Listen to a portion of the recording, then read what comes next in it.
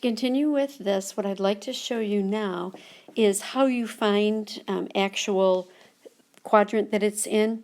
For number 2, letter A, just get that. It's a restatement of what I've already said, and I'm not going to take any more time for that. But just get that from the notes that are already posted on PowerSchool. Fill that in on your own. So I'm going to jump instead to number 2, little letter B, and I don't really like the red for this, so I'm going to go with, let's go with a nice purple. 2B, I'm going to figure out where theta is supposed to be. So theta is going to be in quadrant 1 if I have a positive r sub x and I have a positive r sub y, because you'll remember that x is positive, y is positive in quadrant 1, x is negative, y is positive in quadrant 2, x is negative, y is negative in quadrant 3, and x is positive, y is negative in quadrant 4. So if I have a positive r sub x and a positive r sub y, that's a y. It can only be positive if it is in quadrant 1. Theta is going to be in quadrant 2 if, you look down here, if I have a negative r sub x and a positive r sub y. Theta is going to be in quadrant 3 if I have a negative r sub x and a negative r sub y. And we'll be doing a problem so you'll see how this all works out. Theta is going to be in quadrant 4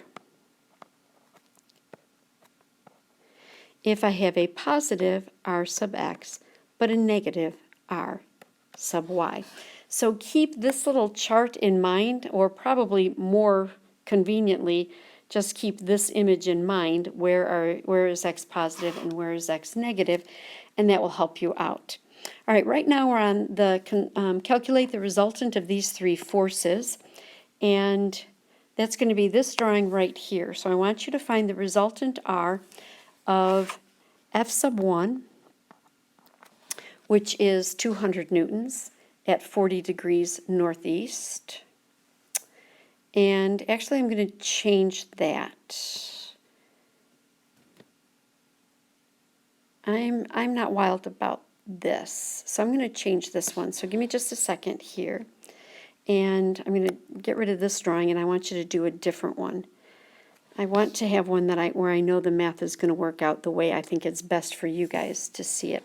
So F sub 1 is going to be 100 newtons, and it's in the positive x direction, or east. F sub 2 is 60 degrees northwest, and it is 100 newtons. I'm sorry, F sub 1 is 200 newtons. Can you fix that for me, please? F sub 1 is 200 newtons. F sub 2 is 100 newtons. This one's F sub 2. And F sub 3 is 45 degrees. Notice that I'm measuring everything against the x-axis. It's 45 degrees, and it's 300 newtons in the southwest quadrant. All right, now I wanted to show you how you actually work all these. So we're going to take this step by step. First thing I need to find is r sub x. And I'm going to see how many arrows I have. That's how many things I'm going to have to add up. You'll notice that I have 3 arrows. I have f sub 1x and f sub 2x, but I'm going to right away establish right here whether it's positive or negative. So I'm going to make this minus f sub 2x minus f sub 3x. I'm going to go ahead and put the numbers in for that, so it ends up being 200 cosine of 0, it's right on the x-axis, minus 100 cosine of 60 minus 300 cosine of 45. I ran out of room, I apologize.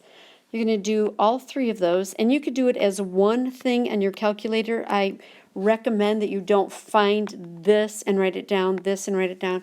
Just do it all as one thing on your calculator. Use parentheses to do that, and then you're not going to make as many mistakes. When you do the math with this, you're going to find out, that what you have is a negative 62 newtons. That negative will be what you get when you do the math. The negative happens because of the math. Now let's figure out what R sub y is, and I'm going to leave myself a little more room here. R sub y is equal to F sub 1 y plus F sub 2 y, and it's plus because it's above the x-axis, minus F sub 3 y, it's in quadrant 3, it's going to be in the negative axis. So that is going to be equal to, my F sub 1 is 200. Now it's sine of theta, it's right on the x-axis, so it's 0 degrees, plus 100 sine of 60 minus 300 sine of 45. Notice that this looks exactly like this except for the cosine and the sine change. Now I do have to worry about positives and negatives as I go, but the only thing that changes is the cosine becomes sine. So don't change the angles ever, ever, ever. When you do the math on this one, you find out that it is a negative 126 newtons. Now I have found the x component and I have found the y component. Now I need to find my resultant with a squared plus b squared equals c squared. So r is equal to the square root of r sub x squared plus r sub y squared, which is equal to the square root of negative 62 squared, don't forget to put your negative in parentheses, plus a negative 126 squared. And by the way, if you don't bother putting the negative at all into the calculator, you're perfectly fine, because when you square a negative, it drops out. My answer when I do the math to that is 140 newtons. Now I have found magnitude, and unit. Now I need to find angle and direction. Theta is equal to the inverse tangent of the absolute value of r sub y over r sub x, which is equal to the inverse tangent of the absolute value of a negative 126, that's my r sub y, all over negative 62, that's r sub x, and of course because it's absolute value, the negatives go away. And the answer to that, when you do the math with this, you get 63.5 degrees. But now I have to identify what quadrant it's in. Notice that I have a negative here and a negative here. My x is negative. My y is negative. Where are x and y negative? X and y are both negative in quadrant 3. So you're going to look at your r sub x and your r sub y values to identify what quadrant it's in. Because they're both negative, it's going to have to be southwest. So my final answer is 140 newtons, 63.5 degrees southwest. Magnitude, unit, angle,